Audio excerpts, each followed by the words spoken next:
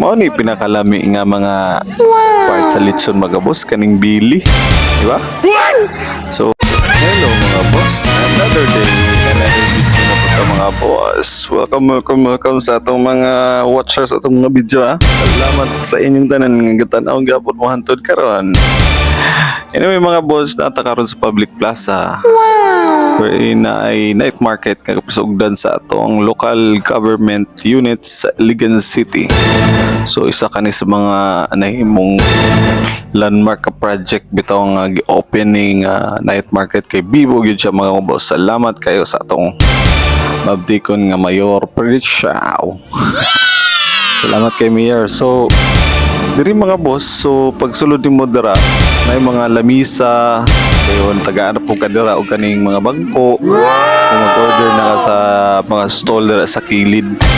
So kami na amin diri kay tilawan na to ang mga lamian nga mga lechon sa Iligan City.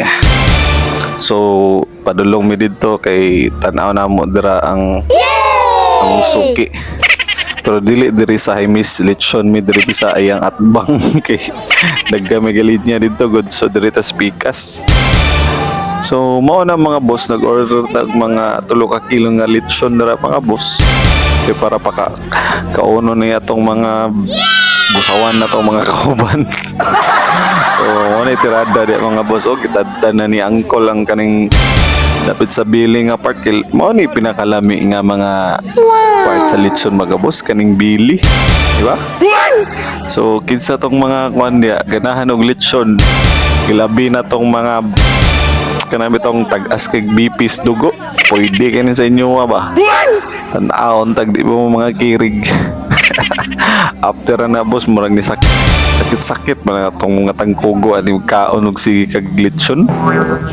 So anyway mga boss, nga na ka limpyo ang ilahang mga litson nga pang display diya sa maong public market, night market.